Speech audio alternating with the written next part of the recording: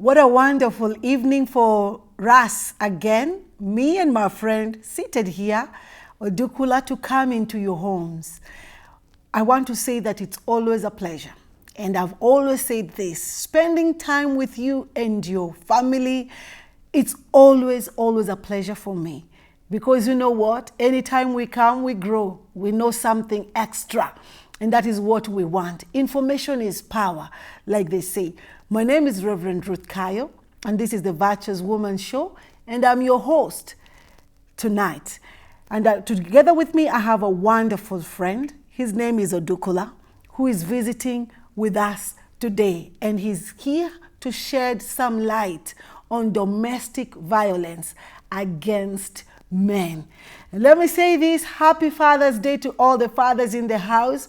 And what a wonderful day to speak about domestic violence against men on this Father's Day. And Dr. Odukula, karibu kwa show this afternoon and please kindly tusalimie na utujulie hali. Thank you very much. I'm quite humbled. And I think I should become a doctor very soon. I'm also humbled that I'm appearing on Father's Day. That's great. It's a great thing being a father. As you already said, I'm called Odukula. I work with young people, but generally I'm a community worker. And the community has got a lot of things that happen. And part of what happens in the community is basically violence. And as we know is that it's only the dead who do not get into conflict because they don't give a hoot what happens where. So they are dead and they are just lying there. But any 2 people, 3 people who are alive, one time or another, they must get in some form of conflict. Yeah. Karibu sana. And let me ask this, is this domestic violence against men outside there, is it a common thing? Is it real that men are violated by their wives or their partners?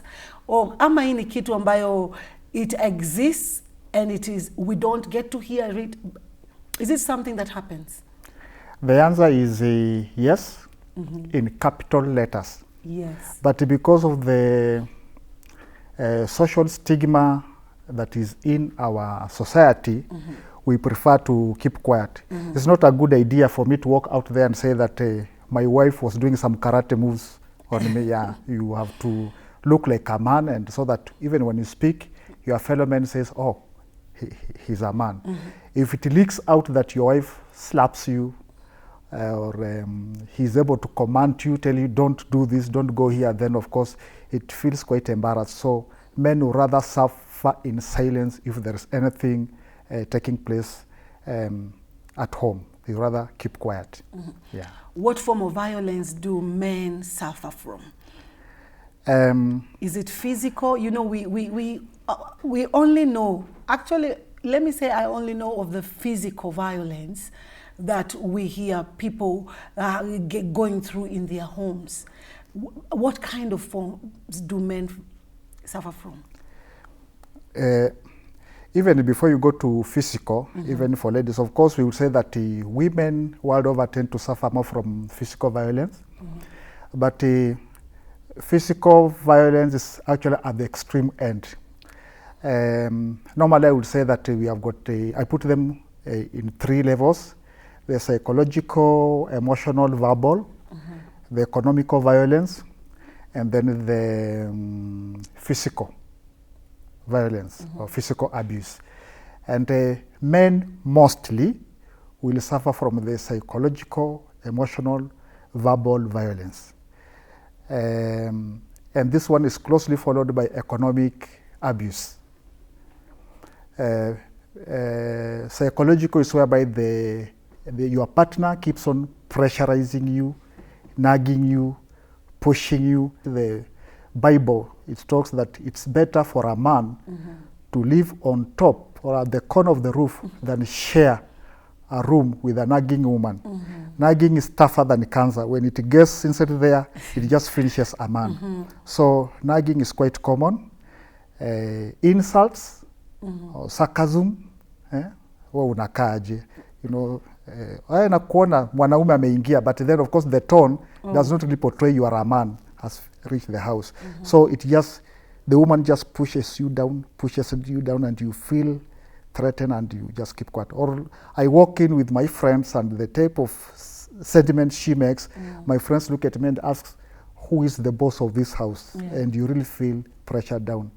And then this one is immediately followed by economic abuse, whereby the woman thinks the man has got a lot of money, he's wasting or spending outside there with friends or with the other women. So the best thing is, let me waste this money. So she engages in blatant abuse of resources, wastages, or looting, or even stealing.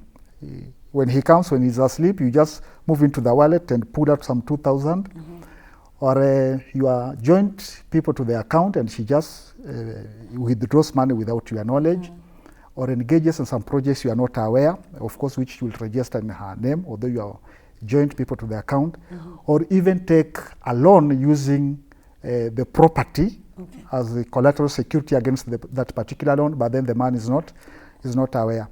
It may not be abuse until strategically she's using this to bring you down before she moves, because strategically she could be planning, I will loot the money, take a big loan using this property or against this house, and then separate from this man. Then who remains to pay the loan? Who remains to face the auctioneers? It is the man. Physical is not much, but in nowadays it's coming up. Men are getting beaten, proper actually. They are getting mutilated. They are getting stabbed. Men are suffering acid attacks. Men are getting burnt in cars. And sometimes even their property being attacked, houses being burnt, or your car being burnt, or being damaged, malicious damage. All those are forms of abuse against men, but then they are not spoken about mostly. What really happens, Odukula, because what happens such that women get to that place where they begin to abuse men verbally? What happens in our home settings whereby these are places which are termed as safe? A home, I believe a home is a safe haven. But what happens that it gets to a place whereby a man is physically abused in his home, or verbally abused by the wife? I would say that home currently is one of the 1,000 ways to die. Not really safe, as we would want to say it. And I would justify that by saying that during these COVID-19 days, when it has forced men to go back home, we have seen what has happened. It will tell you that men had initially run away from home because it is not safe. It's one of the places you die faster. So the men had gone to other places, to the bars, to the clubs, to butcheries, where they will spend more time. Home is not as homely to men as it's supposed to be. But mostly when women do this, I think I should also start by saying that mostly not two people get into a relationship or a marriage with an intention that very soon they will start differing. All people, it's a nice time, it's all honeymoon when you are starting. But with the time, people start differing because they are alive and conflict is bound to come along the way. Unfortunately, society is not preparing people to deal with conflict in the future. We all start on a good platform and we think everything shall be rosy all the way. So mostly when women are engaging in abuse against men, it is actually intimate partner violence, sometimes in self-defense. Probably she thinks the man is not providing or the man is not giving her enough attention, but it could be because the man is getting stressed at the place of work. That's why he's not giving attention. So in retaliation, she starts nagging the man so that she gets the attention, which is a wrong move. Unfortunately, when the man is nagged, he thinks this woman is becoming a thorn in the flesh. I should maintain my distance from her. So it becomes a vicious circle of things. So the man keeps up the club, at the bar. The woman thinks, okay, there's another woman involved. Unfortunately, most people who work in bars are women. And of course, when they are selling you a bottle of alcohol, you should smile. Yeah? For the men who are maybe in church, probably he would prefer to be in a butchery, taking nyama choma or soup. And the woman is like, you are coming here smelling meat and we have just we are not herbivorous in this house. And he's just trying to keep away, but the woman is probably seeking that particular attention. I'm trying to think of the man's ego. Is it easy for a man to come out and report? Do you get cases of men coming out to report as much as women come out to report? How would you dare go and say that your wife beat you up? You know, it's quite embarrassing. Even when I was a young boy, if a girl beat me up, of course I'll not make a confession if I've ever been beaten by a girl, but Please then tell us. how do you go and say that I've been beaten? Yes. It really hurts a man's ego to feel that way. And you'll do everything possible to make sure that even if you lose the fight, but you must win the war. So you'll do everything, play dirty, pick up, you have to do something crazy to make sure that you do something that will scare her off. And sometimes what men are doing, the aggression and everything is meant to reassert themselves as men, because it hurts a man's ego to be beaten physically by a woman, not even to be beaten physically, to be insulted in front of your friend, in front of your fellow men. Or children. Yeah, it's very, very dehumanizing for a man. What age bracket comes to report these things? Like, is it the young? Is it the millennials who are coming to report that I'm being battered, or I'm being beaten, or I'm being verbally abused? What age bracket do you get that comes to report about domestic violence? Is actually maybe what is it that men report. Men will mostly report when it's their property at stake. They will not so much report when they are beaten. They will not so much report when they are insulted, when they are nagged. They could share with a friend, a close friend, which is also rare, by the way. But mostly when they are threatened, maybe their property is at stake, then they move fast to try to go and report so that they save their property. Talking of the age, and when we talk of property, then we are talking of people who are 40s and above. The younger people may not necessarily report. The younger people, do they tend to keep it? And what are the implications what are the implications of remaining silent when you should come out to get help? The risks of being, of course, the younger people will try to keep it because you want to have that image before your fellow, the peers, that you are a strong man and everything is in control and your wife obeys you, she loves everything is nice. So you keep quiet. And that culture of silence is dangerous because eventually you vent up. It's like a volcano that's being covered and it's boiling and cooking inside. So eventually you will have to blow. And that's when we hear those serious cases.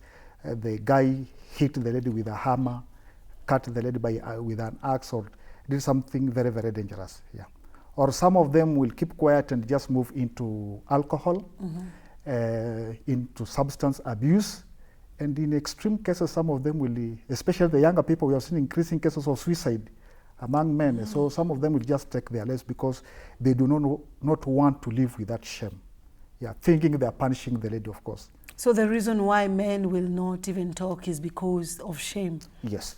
And people will laugh at you.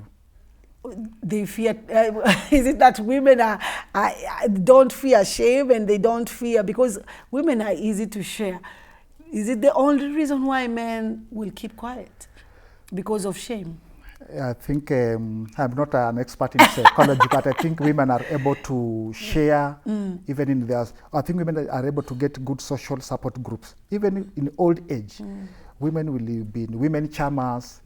How many men charmers do we know? But women can share, they can do things. Even on social media, women can be whatever moms and they can share and make fun. But men will tend to, men are a little bit more private actually.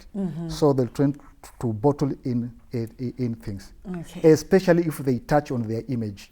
Is it because men are private, or is it because they want to hide their ego? Why don't they come out to report cases of domestic violence? We are seated here with Odukula and we'll take a short break. And when we come back, we will learn more from Odukula and get experiences of how he's been able to help men to get out of domestic violence, and keep tracking with us. We'll be right back.